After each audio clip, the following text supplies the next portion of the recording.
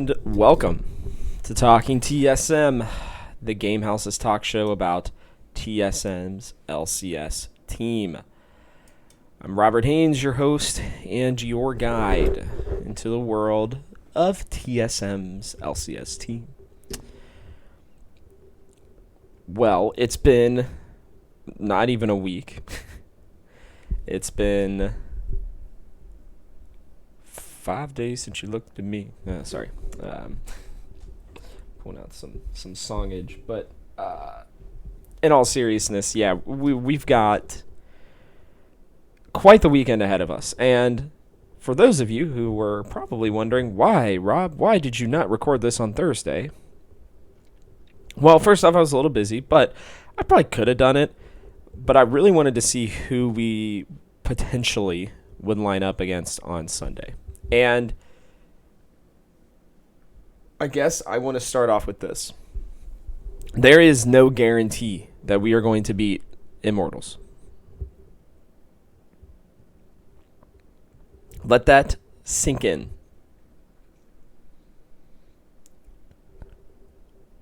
With the way that we played last weekend, which the more that I've thought about it, and I haven't been able to get myself to go back and watch that series, to be honest with you guys.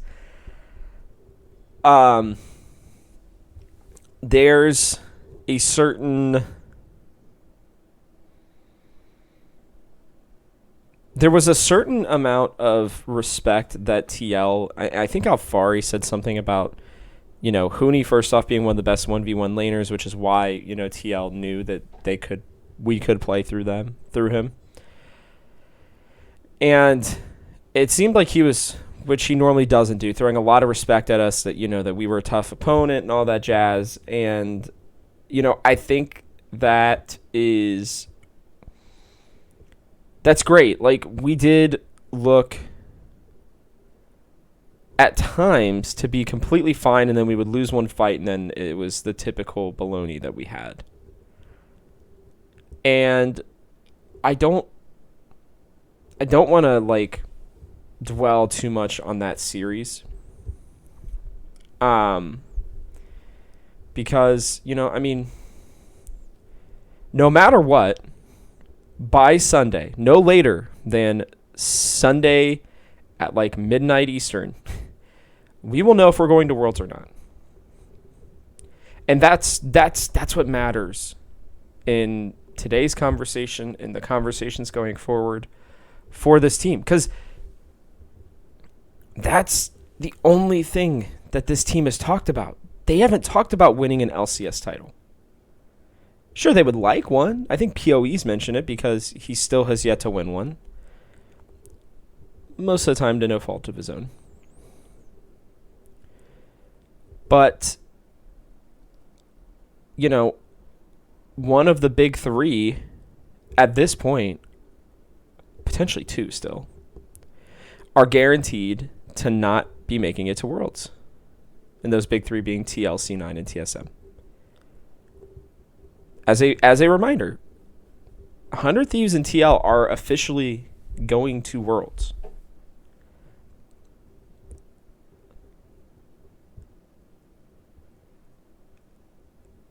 And I think sometimes that is maybe forgotten about.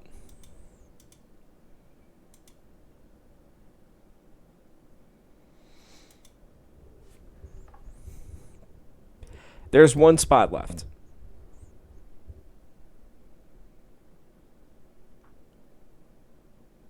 And it's going to be an interesting weekend. Because, in case you missed it, Cloud9 did beat Evil Geniuses pretty handily, by the way. Spoiler alert. You're supposed to say that before, Rob. Come on, you idiot. But in all seriousness, guys, this team, the C9 and TL have clearly found their playoff buffs. TSM are known for playoff buffs. That's the thing that we are known for. And, Spica tweeted at Alfari or somebody, I think it was Alfari, saying, hey, I've changed. I'm ready this week. And I kind of really hope he has, because the kid is good. He's a good player. He's a really good player. The problem is, truly the problem is that he just shuts down, it feels like, in games sometimes. And maybe sometimes he doesn't he doesn't, you know, push himself to think outside the box to a certain degree. Now, I know he's our best player. I don't really think there's much argument for that anymore. But there are times where he still exhibits frustration in game like I've not seen very much in a long time. And so, you know, I guess I'm technically sidetracking with this, but I think this series against TL is going to really, you know, it's going to have one of two effects. Either TSM are going to come out stale on today, on Friday, today. Or I think they might come out with a renewed sense of urgency and sense of, we have to do everything possible to make it to Worlds.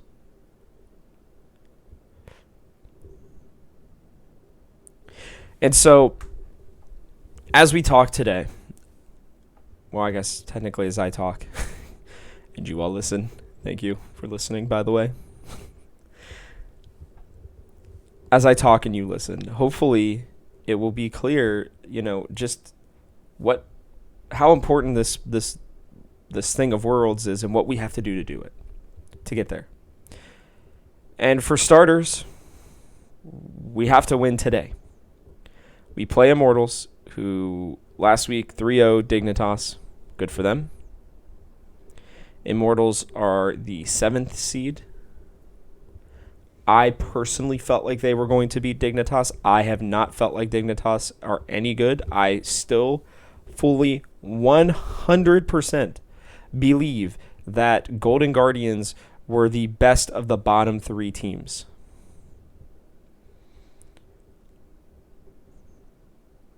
I felt like Dignitas were the worst. So that puts Immortals where they're supposed to be, in the 7th spot. And we are the 1 seed going against the 7 seed. Remember all year how I would occasionally talk about trap games and stuff? Well, this is a trap series. This is as much as anything a trap series. And so when I think about this series as a whole, I think about Immortals and their ability to be creative, Xerxes' ability to make plays, to emphasize points of the map that the team wants to work their way through. I see Raze and Destiny being able to hold their own in the bot lane. I see Raze and Lost actually in a very similar light, where they are just kind of left to their own devices sometimes. I know that Destiny doesn't leave nearly as much as Sword Art, and so I apologize for my dog being loud. But so, you know, there's this sense of similarity to a certain degree around this team, because they also like to play through revenge. And,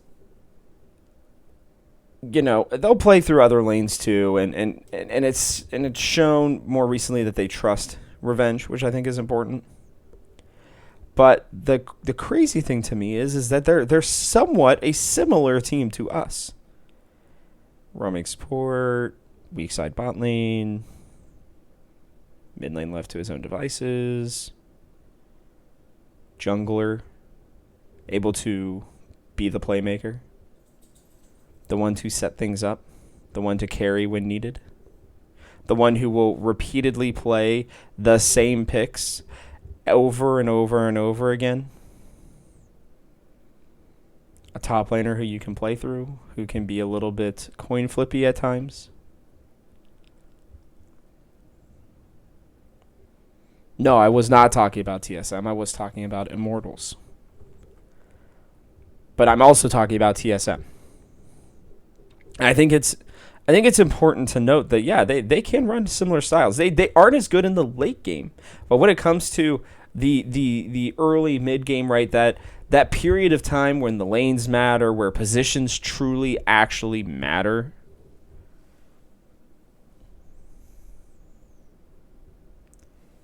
they're a very similar team to us. And that is something that is not easy for me to say because of the fact that it makes me a little nervous.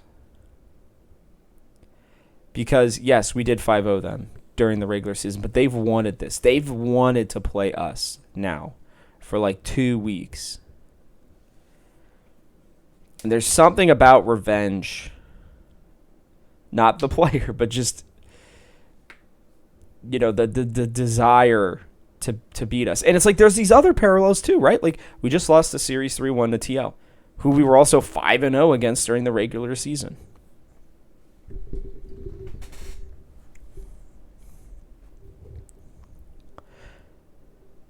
I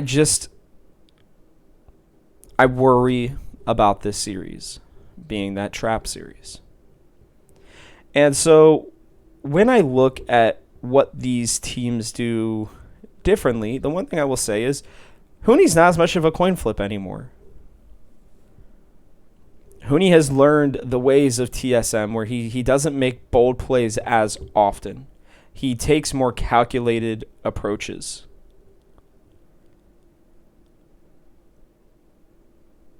And when I go through, a position by position checking, of the boxes, Hooney still is well above revenge. So you get a check there. I think Spica is not much better, but still better than Xerxes. Check there. Power of Evil. Definitely a check. Because even if Insanity, which we'll talk about here in a minute, does play, the Lucians or the Tristanas or, whatever in the mid lane, because he's a little bit more diverse in terms of his picks than Power of Evil. I still would pick Power of Evil, so check there. Bot lane. I give us the check, but only slightly. And then at support, I think Destiny had a really good season. I could see arguments for him being better in some ways than Sword Art, but I think actually Sword Art played pretty well last series, all things considered. And I think he's really started to... I think this whole TSM allowing him to just completely roam, they throw, Lost on Ziggs thing, I could totally see that continuing to happen, honestly. I think that fits our style really well. I just think TL were uber prepared for it. And, they've got really good players. I don't think Immortals has that. So we'll see if that's how we decide to go. But when I'm looking at it, right, I give us a check mark in every regard, even coaching. I think that the IMT coaching staff is a little underrated, but and when we look at this, right, to go back to my most, initial point, like 1 seed versus the 7 seed, right? There's a reason for that. We have the better players. We have the better talent. And so while I'm still going to go into the details, I'm just going to tell you straight up, we should win this series. Not just by what's on paper, but even in terms of our ability, just straight up talent. We are better than them. So here's my keys to victory. My first one is just don't let Xerxes take over the game. And that doesn't mean necessarily in kills. It just means don't let him be the one who's making the plays, right? Like Spica needs to be the one making the plays, dictating when and where everybody fights. As I talked about last weekend, dictating the pace of the game. Right now we are in a very much dictated pace type of meta where the teams that come out and decide how the game is going to be played early are the ones that win. And that doesn't mean that it has to be an early game strategy, right? It can be just, hey, you don't let them have an advantage by 20 minutes. We have 2 Drakes, and then we team fight, and then we win our way to the rest of it. Standard League of Legends is what was not played last weekend, and that was clearly a problem for us, and it showed. And Immortals are probably going to try that. And so when I look at my first key to victory right there, it's not only just dictating the pace of the game, but deciding that it's going to be a TSM styled game. Because I believe that if we play our style of League of Legends, right, that we will win. We do not allow them to decide when and where we're going to go in the early game. If we have to sack Hooney's lane or Lost's lane to get advantages elsewhere, fine. They're not going to be able to execute like TL did. So you shouldn't be as afraid and have to throw 3 members top lane. Like, screw that, man.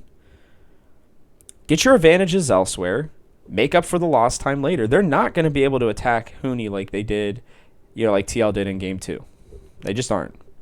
They're not that good. I'm not saying they're not that good. I mean, they're not as good as TL. So that's number one. My second one is I would like to see us play through Power of Evil. Like, and intentionally play through him. Because when Insanity is able to get unlocked, he's pretty solid. And I think a lot of people miss that with him sometimes. He's a good player.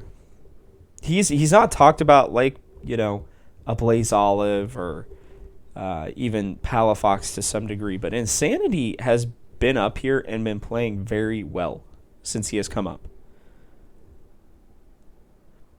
And so if TSM can lock him down, right, and not allow him to play, then I think that that's a huge advantage for us.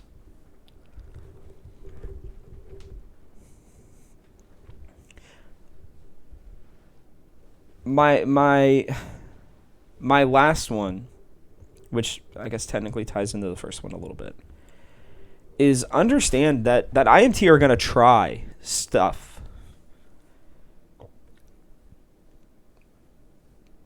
We were shown a major hole, a major chink in the armor last week against TL.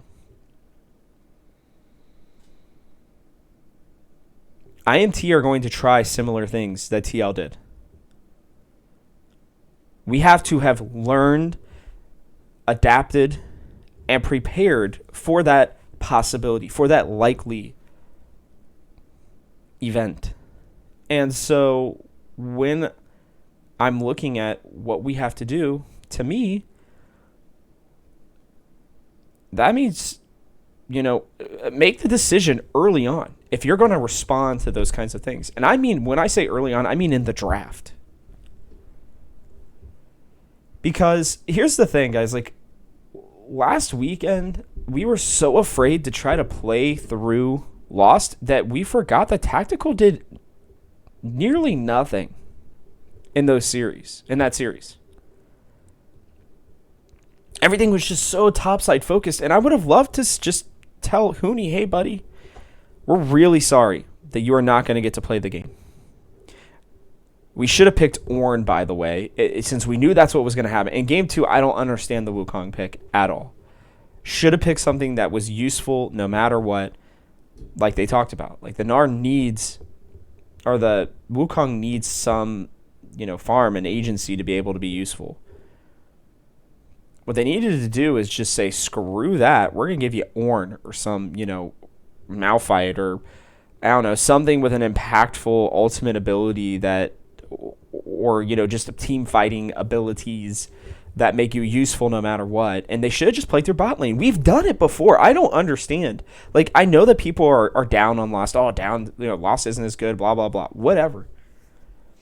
That's fine. But he's also been, like, the least played through AD carry in all season. I mean, the poor kid was just left on an island. Like, he was just forgotten about the whole series. And then everybody's like, oh, we expect him to make a play now. Like, he's not double lift, guys. I'm sorry. He's just not. That's not the style of player that he is. He could play weak side for sure. He can hold down the fort. But if you expect him to make plays when everybody else has been given, has been given all the resources all the time. Like, we saw this even with double lift last year. When he had to play weak side and people be like, hey, now we need him to make a play. It's hard to make a freaking play. And I'm not saying they have to give all the resources to Lost. But put Hooney on a playmaking tank of some type and play through mid and bot. Who cares if Revenge is able to, attack Hooney in the top lane? Good, let him. Hooney's better. The one thing I will say is I don't want to see Camille. I don't want any of this split pushing nonsense. That's the only champion I'm kind of like, let's just not allow Revenge that champion. I'm not afraid of it necessarily. I think we could play around it, but that just seems like something that we wouldn't want to do. And if he does play it, then, I don't know, maybe pick something like a Galio. I'm not even kidding. I am not even kidding. Dude, like, I keep saying this, and I full 100%, this one is not a joke. I think that champion could be very beneficial to us in a series like this. Just saying. Anyways,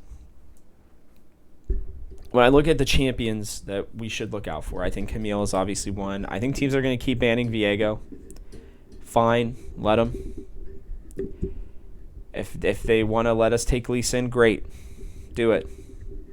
Top lane picks. I don't want to see any creative BS. Just, and not in this series specifically. Just play League of Legends. Play the way that you know how to play. Just pull out a comfort pick for Hooney, right? Like, go Renekton. If Renekton's not banned, just go Renekton. I love it. Go. Yes. Good. Right? Nocturne. I thought about it. I was like, man, why didn't we play Nocturne last weekend?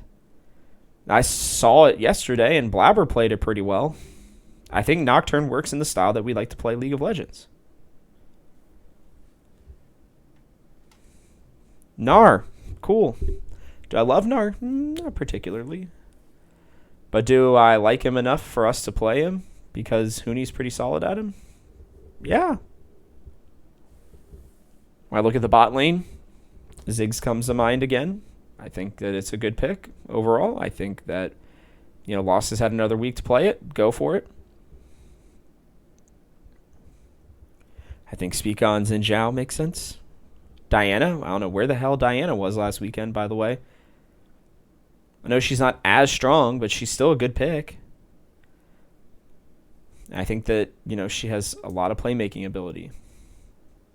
Like to see Trundles, potentially I think Trundle was pretty tough against us.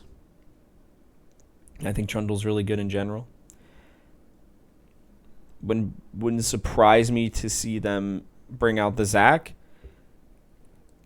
And in that case, you bring out the Trundle.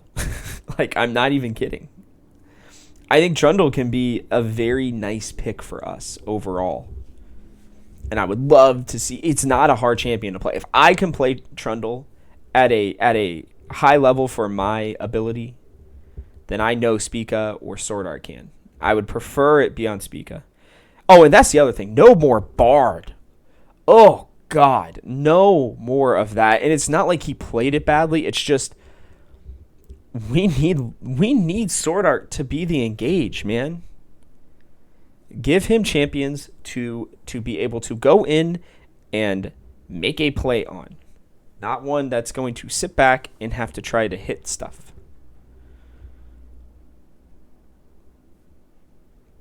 Yeah, God, that was just an absolute nightmare of a decision. I get it. He's able to roam faster. He's able to get to lanes quicker. It didn't work, guys. It didn't work. So what do you do next? You go back to, if they ban Leona, fine. Give him Nautilus. Give him Alistar, for God's sakes. I don't even love when he's on Alistar, but it's still better than some of the other things that he can do. Let him be a beefy boy up in the front making plays. And so, when I look at this game, because I don't want to spend any more time on it,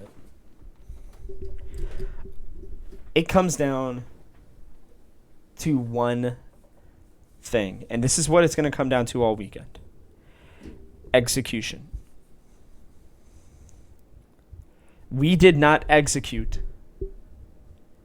in our last series against Team Liquid. Not once. Technically, we did in Game 3, but whatever. If this team wants to go to Worlds, they have to execute at the highest level. They have to remind everybody why they were the first place team coming into this. They earned that. That was not given to them. Okay? That was earned. They played hard. They learned a lot about themselves. They made decisions to stick with the team that they had from the start.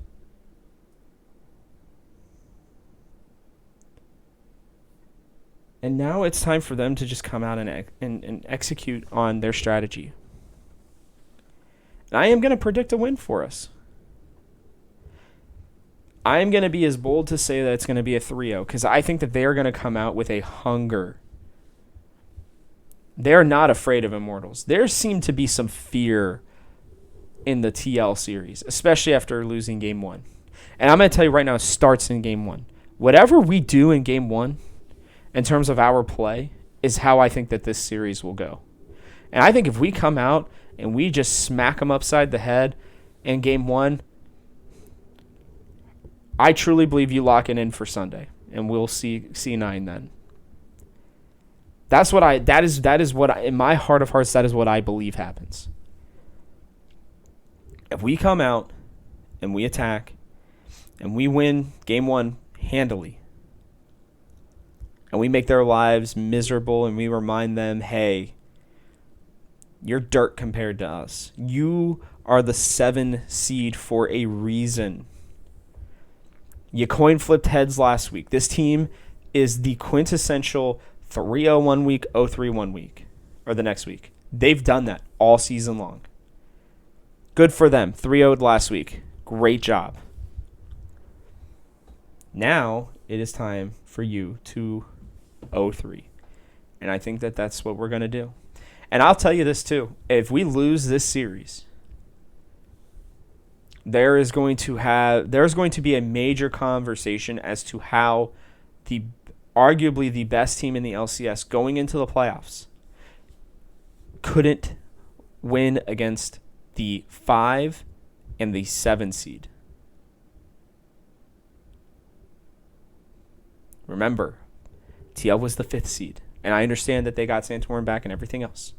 But they have an inexperienced coach. Right? It's not like they knew the meta necessarily that much better than us. We just made weird decisions. And I wanna point that out too. Like, we're normally terrible in week one of metas and whatnot, and considering there's a new meta coming into playoffs, slightly seems like we had a bad read on some stuff. And there's even rumors out there that Immortals have been stomping everybody and everything and blah blah blah blah blah. No, this team has to come out, execute, win 3-0 them, kick their butts in game one. Remind them that we are the best team in the league, not them. We are going to dictate the pace of the drafts, the pace of the games. And then we punch our ticket to Sunday. And so I am going to talk about Sunday as if it's going to happen. Okay? Because that's why I waited. I didn't want to do, a podcast today and then try to do one on, Saturday morning. I just wanted to do the one today. Because I really wanted to know who we were going to play. Should we beat IMT? I have to put those caveats in there. So, by the way, if you try to listen to this on Saturday, you already know if we're playing C9 or not. So this part might be completely irrelevant. Starting at 32 minutes, you may no longer have to listen to this. Unless you want to know how I thought we might do against C9. And I'm going to start with this, guys. C9 looked real good yesterday. They looked like the team that I thought that they were going to be all freaking season. They controlled the map. Blabber had a major impact in every game. Fudge got bullied. That's fine. But Sven came out ready to play the whole series. He was an animal. Perks was making plays all series. I mean, seriously, guys, EG definitely threw games 1 and 3 to a certain extent. Like, they had opportunities. The games were relatively close up to a certain point. But then C9 they just wanted it. Like, it almost felt like they just wanted it more. I think this team has a huge chip on their shoulder. And that scares me because that's how TL played. Huge chip on their shoulder. And I'll be honest with you guys, this series, should we play it on Sunday? This series will define a lot of careers in this league. It will bring up whether or not the regular season even matters.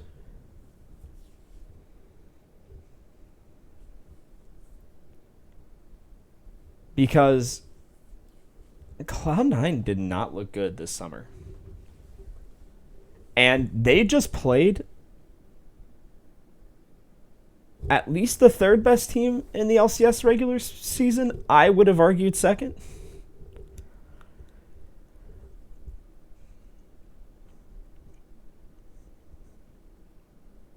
And it was like surgical. They just ripped them apart. And there are some pretty consistent picks that I see throughout this series. And I wonder to myself why EG allowed some of this to happen. Because, yeah, they didn't obviously intend for certain aspects to happen. But, man, it was a little surprising. They banned the Thresh, cool. They started off by banning the Olaf, which is probably a good decision against Blabber. But in this series, it didn't seem like Blabber cared all that much about Olaf. Xin Zhao was taken off the board in each game. And so was Renekton. and Rise. I don't know that we're going to play Rise. I would love to see us play Rise. I think Renekton, I think Renekton will get banned every game against us as well. I think he's just too good of a champion right now. But I also just think that Cloud9 played like for late game. I just don't think that they, I remember watching these games. I know it was only last night, but it's been at least a little time since then. And I'm just sitting there and I'm like, it feels like EG did what we did against TL, against C9. Like Jizuke was not on his normal champions in terms of having an impact through his lane. And so what I guess what I'm trying to say here is somehow the fear of C9 I think overtook Evil Geniuses. Similar to how it did against TL for us. Right? And it had them play a little bit uncharacteristically. Because, listen, Impact played some normal champions that he would, but then, the whole contracts and Svenskeren thing, bruh, ugh. That was some rough decision making over these, 8 games that EG played this summer playoffs. I don't really know what they were thinking with most of it, to be completely honest with you. I also don't understand why they continued to play blue side if they weren't finding success. At least change it up in game 3, But I think most importantly, they tried to be too creative, I would say.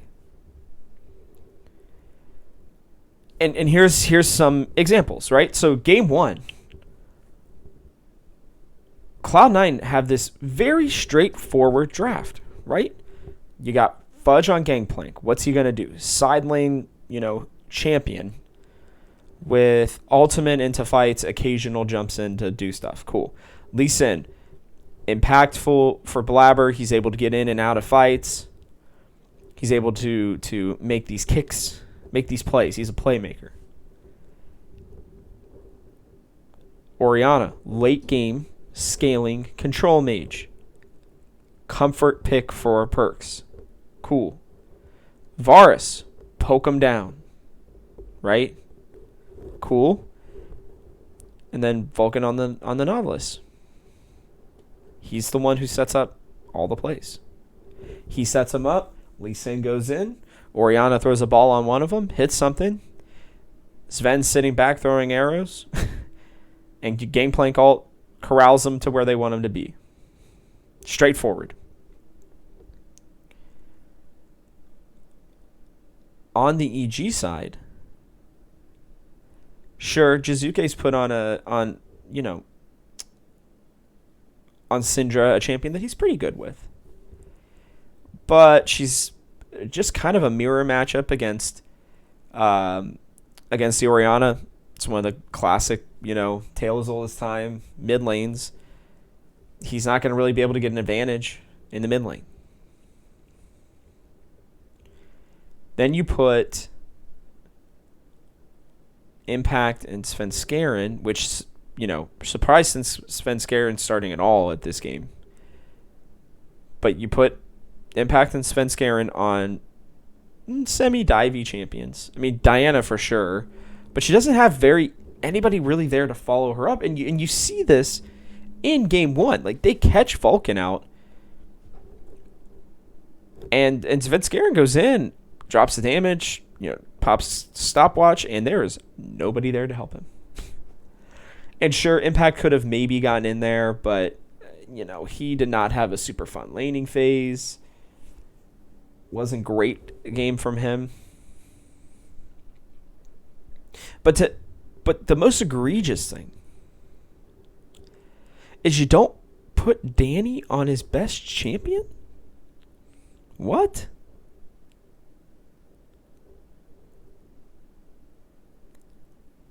And you waited to get Jizuke? I mean, Lucian and Ryze are his best picks, and guess what? Lucian and Ryze were banned in the second round of bans by Cloud9. Wasn't a bad draft, but it wasn't great. And it shows. I mean, there's nothing to follow up the Diano there with, which is something you almost always need. And the Aphelios doesn't allow Danny to unlock his aggressive side, his ability to go in and make plays. We saw it with the Tristana, one of the greatest plays in LCS history.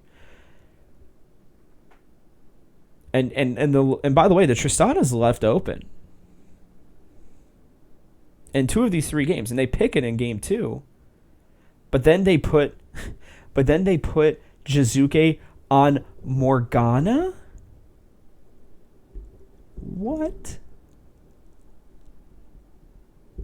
Now, I know Ryze was banned.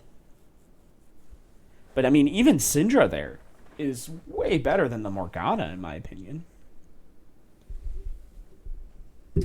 I mean, if you're going to go for the, buff up, keep the Tristana safe, or even if you're going to go for a counter against LeBlanc, pick Lissandra. She's a nice counter, and I think she would have been a way better pick in this scenario.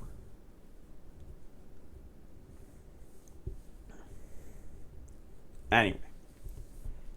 Then you see it again in game 3. They're panicking at this point, and they pick TF. Twisted Fate is a myth. He is either just not being played well, or he's not good. And I'm seeing a lot of teams pick him, and we're not seeing the success with him. And so if we pick him, I might just have an aneurysm. Because first off, Power Evil's bad on him. Secondly, he's just not that good right now. He doesn't work. Either that or teams just don't know how to play him. And I'm talking about LEC, I'm talking about LCS, you name it. I just keep watching him. He is a bait pick. Do not pick him.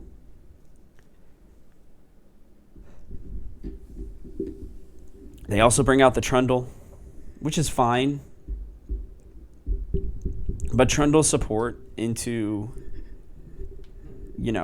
3 champions that you can't really do much against, that he can't lock down. He's never going to get in range of the Varus to have an impact, or the Gangplank. He's too squishy to be an insane frontliner. And really the only stuff he's going to be able to steal is from a Braum. So it just is a weird decision. And so when I look at C9, sure, they played well, but I don't know. These are all comfort champions. I'm seeing the same freaking things against them. Double Varus, double LeBlanc, double Lee Sin, double Gangplank, double Nautilus.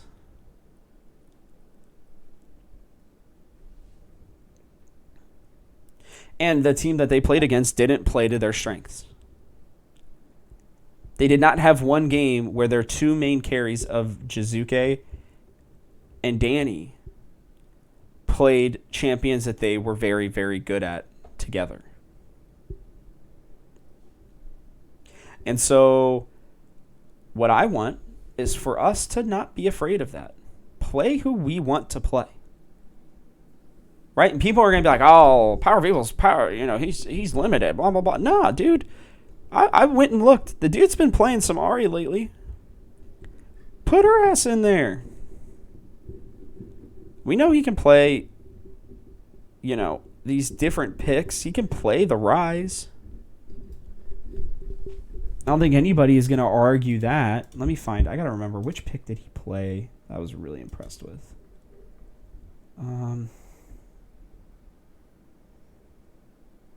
Oh, and then the Cassiopeia. Bring that stuff out, man. Listen, I know that there are people who are like, well, he only played him. He only showed it for one game or whatever. Like, the dude looked real comfortable for it being one game. It wasn't like the Lucian game where he was really uncomfortable and then got a couple kills and it made him look like he had a good game. No, like, he was able to execute in lane. The team had a strategy based around it. Like, if he's not going to play, like, super duper comfort, right? Well, I'm talking Victor, Syndra, Orianna, then I think that he needs to maybe bring out the Ari, maybe bring out the Ryze, maybe bring out the Cassiopeia. I mean, these are picks that he can play. If Azir's not good in the meta, you learned that last week. Fine, don't play him. Cool. But I bet you Victor would still be fine. Like, I'm looking at some of these games from last week, and I'm like, why? Where's the Victor? What are we doing here, guys? And clearly, blue side's better right now. At least for us. I know that C9 just won on red side, but whatever. If we're not going to use the counter pick correctly, then let's just pick blue side and say screw it. My keys to the game against Cloud9 is, first off, don't be afraid of what happens if you lose. Come in there with a clean mindset, with the mindset of, we're gonna win this game and we'll deal with whatever happens afterwards. Because you know that's going to be on their mind. Should they get to Sunday, they are going to, probably have a little bit of worry. And so, just come in with confidence. It's such a cop-out. I hate saying it, but it's so true. Be confident, guys. You can beat this team. You don't need to be afraid of them. You don't need to be afraid of what happens afterwards. Just play your game. You got this. Play the champions that you know that you can be successful on.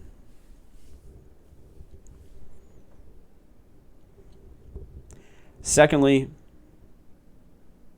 don't let them dictate the pace of the game every game. They might occasionally. I think this one's going to go the distance, honestly. I think this is going to be a 5-gamer.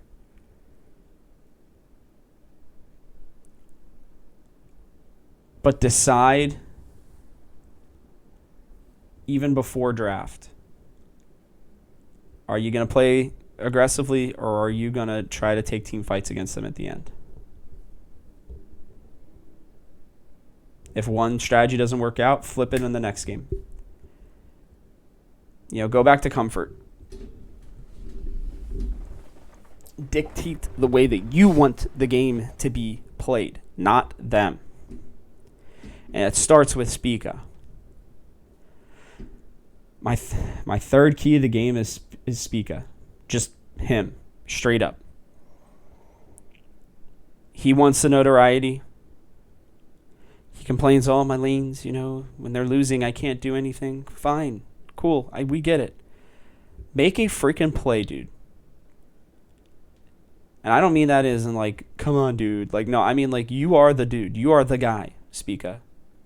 We, as fans, believe in you. Your teammates believe in you. Your coach, your coaching staff, your entire organization.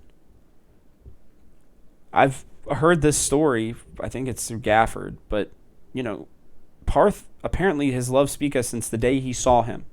He saw him as their new jungler of the future. He was plastered over every wall. Not only for TSM, but for the LCS as this up-and-coming rising star. One of the new faces of the LCS. This is your time, Spica.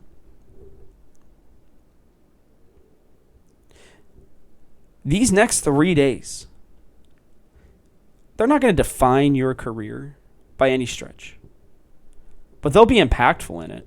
That's for sure. there's a chance that he's going to win MVP.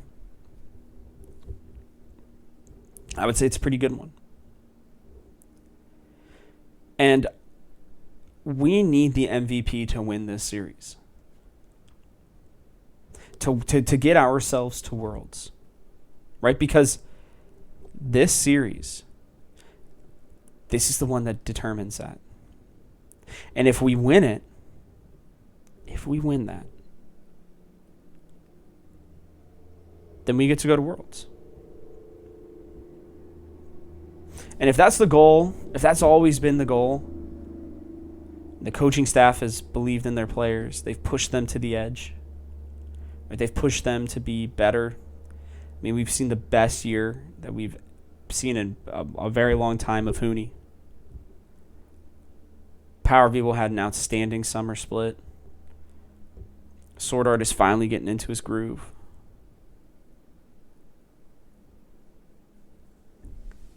This team can win. But they've got to be able to come together. And they've got to be able to come around Spica. Jungle is the most impactful role in the game. And if he can unlock everybody else, or himself, then this team can win. We have seen him solo carry. I want to see a solo carry performance out of him in this series. At least one. My last key of the game is going to go to Lost. My friend, all we need you to do is just keep Sven at bay.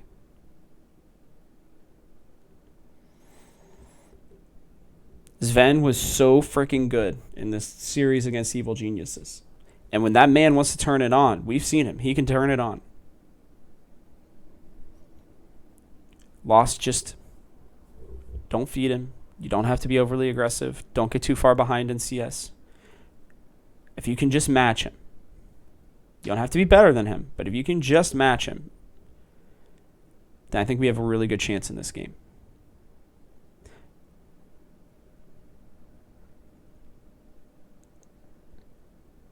Or in this series. The champions I'm watching for,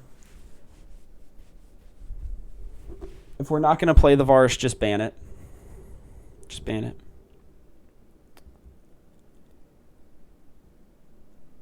I don't really want to see Gangplank. I say get rid of that too. And then after that, I'd say probably just get rid of Olaf. Other than that, I think we can handle it. I think that they'll probably ban Renekton, Viego, and what else would be real good against us? Probably Leona.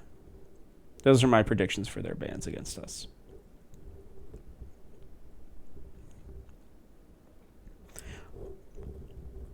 TF, don't care about it. Please stop banning it. Use a ban on something else. It's a trap. TF isn't that good right now. Nobody cares. Like, just ignore it. He's not having as much of an impact. Doesn't matter. If we get the chance to play Viego or Diana, I would like to still see the Diana, please. Don't think she's that bad. And I think we deserve a Hooney Jace game in this playoffs. Everybody, Alfari and Fudge have gotten to play it. I want to see a Hooney game of it. There were chances, by the way, for us to pick that, and we didn't. Just want to point that out last week.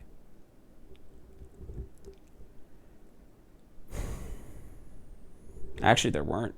Now I'm looking at it. There was one time where we were able to pick the Jace, and we didn't. Man, they're afraid of his Jace. God, it's so good. I hope he gets it through.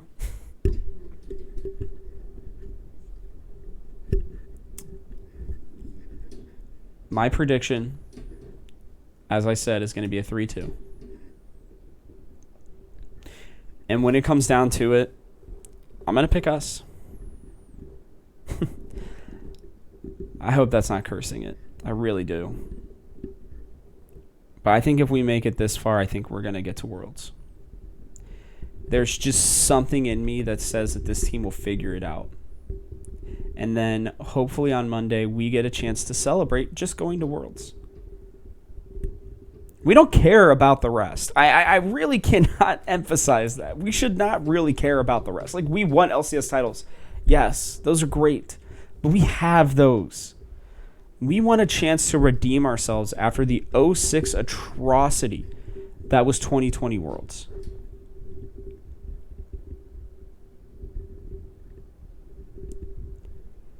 This team has not really shown me resiliency yet, but this is the time to do it, guys. Like, please. I don't want to be sad on Monday. I don't want to be sad later today. I know teams lose. The only teams that don't lose at some point are the ones that win it all. It's obvious. Everybody knows that.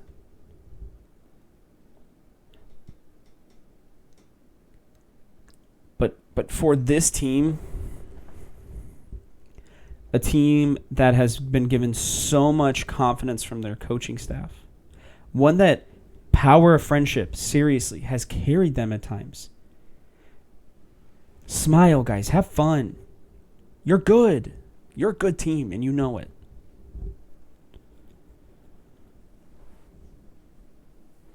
They all like each other. And I'm hopeful that this series against TL is what they needed to go on one of the most epic runs of LCS history between now and Worlds.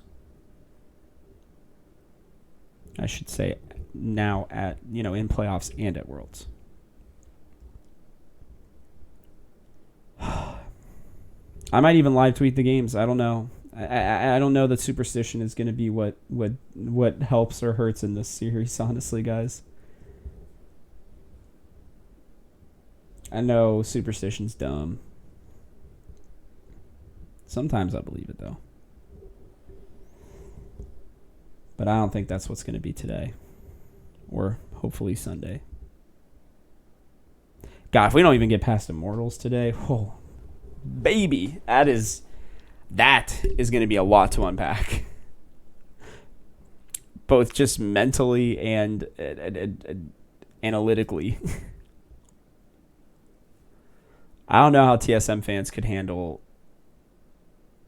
losing to the 7 seed Immortals. I mean, that's nightmare fuel right there. I mean, I don't care, by the way. I don't care if it's close. As long as we beat Immortals, I don't really care. It can be a 3-2 banger of a series that's super close and comes down to the end, whatever. I don't care as long as we beat them. We have to at least beat Immortals to save face. Oh, God. Not even going to think about that. We're 3-0ing Immortals today. It's going to happen. I'm willing it into existence, and then we will deal with C9 on Sunday. Oh, man, guys. I'm laughing because there's just a little ball of anxiety and stress right now in me. Like, just to give you guys a little bit of, I guess, like, the timing of when I do this. I almost always do it in the mornings. Occasionally I'll do it at night. But we're like 8 hours away from game time right now, and I am already flipping out mentally. Like, I still got to watch the LEC today. And then we get to go to our games. Oh, God. All right. We got this, fam. If you like this show, please take a second to like, subscribe, and comment. If you're watching on our YouTube channel, hit that bell icon so you don't miss another episode. Thank you for continuing to support this podcast. Leave a 5-star rating if you're so kind, even with a little review. I saw that some of you have done that. I cannot express my gratitude enough. Share this with your friends. You can hit me up on Twitter at TGH, as in the Game House, at TGH Robert Haynes, or on the Game House's Twitter at TGH Esports. Lastly, head to thegamehouse.com. Go check out our content. We got some good stuff over there. If you're a big fantasy football individual, fantasy football is on its way. Give it a look. And with that, I truly hope that this is not our last podcast when TSM are playing for 2021.